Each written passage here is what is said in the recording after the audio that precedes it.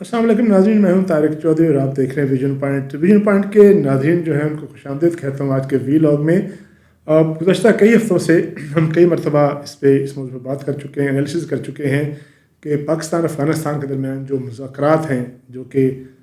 एक दौर कतर में हुआ और उसके दो दौर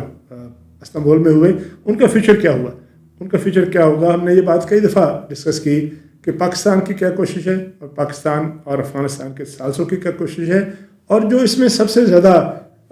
जो वो फरीक है जो कि ज़िम्मेदार है दहशतगर्दी की सरपरस्ती का, उसका क्या मौक़िफ़ है, उसका क्या तरीक़ाकार है और वो क्या हीले बहाने इस्तेमाल कर रहा है मुज़ाकरात को टालने के लिए। अब एक मरतबा फिर जो तीसरा दौर था मुज़ाकरात का, वो न सिर्फ डेडलॉक का शिकार हुआ बल्कि उसका कोई नतीजा नहीं निकला और पाकिस्तान का वफ़द भी वापस आ गया और अफ़गानिस्तान का जो डेलीगेशन है वो पता नहीं कहाँ मालूम है, कहाँ मौजूद है। अब हम जानने की कोशिश करेंगे कि आज जो है 3 अदवार के बावजूद, कतर और तुर्की की सालसी के बावजूद ये मुज़ाकरात क्यों नाकाम हुए, क्यों डेडलॉक का शिकार हुआ और क्यों अफ़गानिस्तान के जो मुख्तलिफ रहनुमा हैं, ख़ास तौर पर ज़बीहुल्लाह मुजाहिद हैं, वो बेसरोपा बयान देकर मामले को मज़ीद भड़काने की ख़राब करने की कोशिश करते हैं। कुछ असल हक़ाइक़ बताएंगे आपको कि इसके पस पर्दा कहानी क्या है, हक़ाइक़ क्या है, क्या वजह है। इस्तांबुल में पाकिस्तान और अफ़गानिस्तान, जो अफ़गानिस्तान तालिबान है, TTA है, तालिबान तहरीक तालिबान अफ़गानिस्तान, उनके दरमियान मुज़ाकरात जो हैं वो डेडलॉक का शिकार क्यों हुए, क्यों ख़ित्ते में अमन व अमान कायम करने का और इस्तेहकाम कायम करने का ख्वाब जो है पूरा नहीं हो सका, और क्यों मुश्तरका कोशिशें जो हैं वो कामयाब नहीं हो सकी, बल्कि क्यों उन मुश्तरका कोशिशों को नुकसान पहुँचाया गया, उनको सबटाज किया गया। पाकिस्तान ने तुर्की और कतर की सालसी में मुज़ाकरात में बड़ी संजीदगी से, भरपूर तरीके से और पूरे अखलास के साथ, दर्द दिल के साथ उसमें शिरकत की और बार बार तालिबान को, तहरीक तालिबान अफ़गानिस्तान को अपना मौक़िफ़ बनाया कि अफ़गानिस्तान हुकूमत की ज़बानी यकीन दहानियाँ काफ़ी नहीं है। ये ज़ुबान से कह देना काफ़ी नहीं है कि वो जो दहशतगर्द है हमारे कंट्रोल में नहीं है, ये कह देना भी काफ़ी नहीं है कि हम उनके ख़िलाफ़ कार्रवाई करेंगे, आप कुछ अच्छा इंतज़ार करें। ऐसा नहीं है, मुज़ाकरात ऐसे नहीं होते। मुल्क और कौमों के दरमियान मुज़ाकरात इस तरह से नहीं चलते, ज़बानी यकीन दहानियों से मामला आगे नहीं बढ़ते, बल्कि कुछ उसकी ठोस तरीक़ाकार इख्तियार करना पड़ता है। पाकिस्तान ने इस प्रोसेस के दौरान बिल्कुल वाज़ेह किया कि तावन सिर्फ उसी वक्त मुमकिन है और बात उस वक्त आगे बढ़ेगी जब वो कोई ऐसा मैकेनिज़्म तैयार करने के लिए राज़ी हो जाए जो कि बायलैटरल हो, दो तरफ़ा हो, जिसको ऑब्ज़र्व किया जाए, जिसके मुस्तरद होने की गुंजाइश हो और जो इम्प्लीमेंटेबल हो, यानी जिसको नाफिज भी किया जा सके। सिर्फ ये कि कागज़ पर तहरीर लिख देने से या ज़ुबान से कह देने से तो कोई मादा नहीं होता ना। देखना ये होता है कि उस मादे के, उस एग्रीमेंट के जो नुकात हैं क्या उस पर इम्प्लीमेंट हो सकता है। लेकिन जो हमारे काउंटर पार्ट थे, अफ़गान तालिबान थे, उन्होंने किसी मौके पर भी ऐसी कोई यकीन दहानी नहीं कराई कि वैसे किसी मैकेनिज़्म के लिए तैयार है। मकसद ये था पाकिस्तान का कि दहशतगर्दी का ख़ात्मा हो और ऐसे हकीकी कोशिशें हों जिसके नतीजे में ये ख़ित्ता, ख़ास तौर पर पाक अफ़गान बॉर्डर जो है, मगरबी बॉर्डर है, ये इस पर अमन कायम हो सके। अब पाकिस्तान का इस सारे प्रोसेस में 3 अदवार में, या इस 3 अदवार के अलावा जब बिहाइंड द सीन पस मंज़र में बातचीत जारी थी, तो बुनियादी मुतालबा क्या था? तो बुनियादी मुतालबा था बिल्कुल वाज़ेह, बिल्कुल क्लियर कट, आइनी, कानूनी और इंटरनेशनल लॉ के मुताबिक अफ़गान सरजमीन से TTP और दहशतगर्दों का और दीगर दहशतगर्दों का, दीगर तंजीमों का, जो कि 15 के करीब हैं, उनका ख़ात्मा किया जाए, उन ग्रोहों का ख़ात्मा किया जाए। ये बताइए कि ये मुतालबा कहाँ तक गैर कानूनी था, गैर आइनी था, या जो है उसका कोई सर पहले था। ये तो जायज़ मुतालबा था। दहशतगर्दी का ख़ात्मा तो होना चाहिए, उन दहशतगर्द ग्रोहों का ख़ात्मा होना चाहिए जो कि अफ़गानिस्तान की सरजमीन पर जन्म ले रहे हैं। वो दहशतगर्द तंजीमें जो हैं, दूसरा मुतालबा क्या था कि उनके जो रहनुमा हैं, उनकी जो टॉप ब्रास है, उनके जो फैसला साज है, उनके जो मास्टरमाइंड है, उनको पाकिस्तान के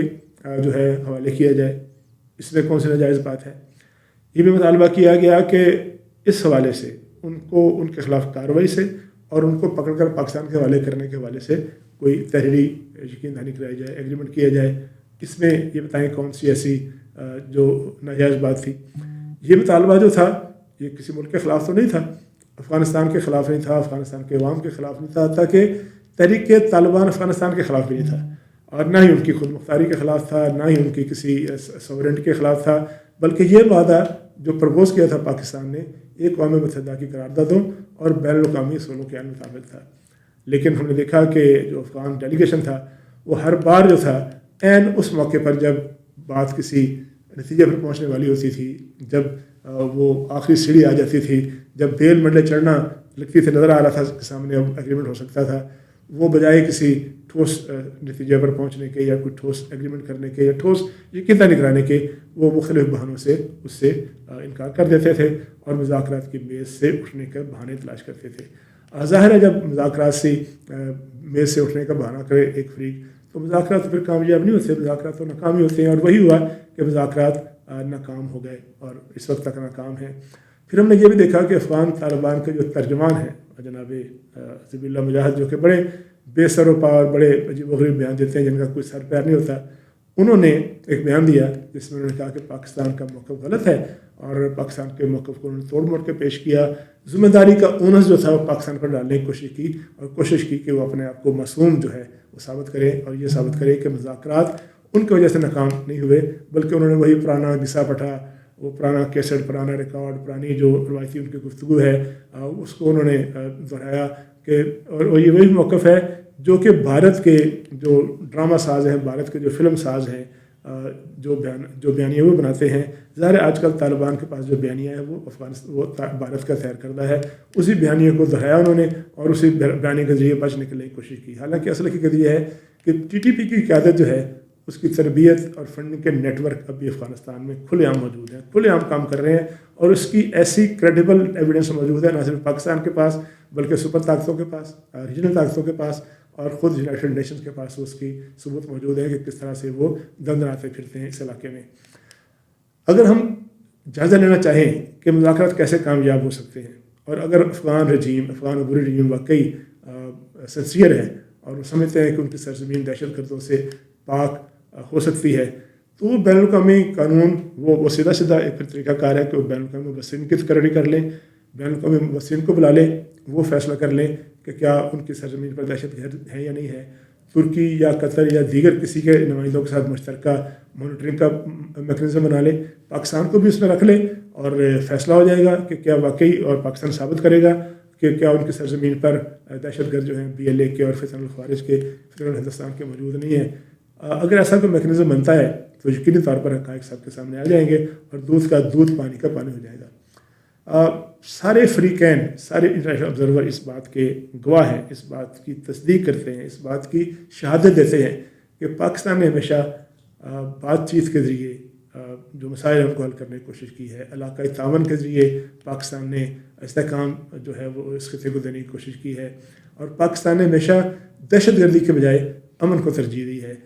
پاکستان نے کبھی کوئی ایسا اقدام نہیں کیا جو کہ افغان عوام کے خلاف ہو، افغان عوام کے مفاد کے خلاف ہو، نہ ہی ان کی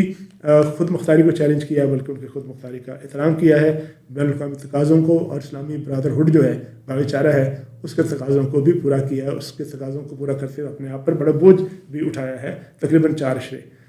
لاکھوں افغان مہاجرین جو تھے ان کو دہائیوں تک اپنے ملک میں پناہ دی، اپنے دروازے کھولے اور ان کے ساتھ برادرانہ تعلقات نبھائے، لیکن افغانستان کی طرف سے کبھی کوئی ٹھنڈی ہوا پاکستان پر نہیں آئی۔ اب ظاہر ہے پاکستان کی ترجیح کیا ہے ایک خود مختار ملک کے طور پر؟ پاکستان کی ترجیح ہے کہ وہ اپنے عوام کی سلامتی پر کوئی سمجھوتا نہ کرے،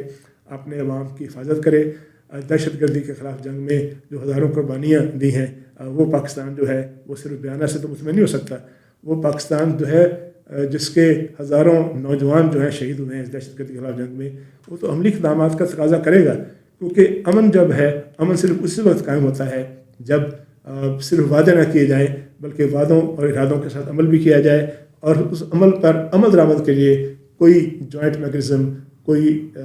گارنٹی شدہ یقین دہانی اور کوئی ایسا طریقہ کار اختیار کیا جائے جو جس کی اکاؤنٹیبلٹی ہو سکے، جس پہ اگر وہ عمل درآمد نہ کر سکے تو پھر اس کا کوئی نہ کوئی جرمانہ بھی ہو، اس کی کوئی نہ کوئی ریمیڈی بھی ہو۔ تو اگر افغانستان کے طالبان جو ہیں وہ کوئی ایسی بات کرنے کے لیے تیار نہیں ہے تو اس کا مطلب واضح یہ ہے کہ وہ نہیں چاہتے کہ اس خطے میں امن ہو، وہ چاہتے ہیں کہ جنگ و جدل کی کیفیت ہو اور معاملات اسی طرح انتشار کا شکار رہیں، اور وہ بھارت کے اور اپنے جو دیگر اس کے سرپرست ہیں ان کے پالے ہوئے جو پراکسیز ہیں ان کی سرپرستی کرتا رہے۔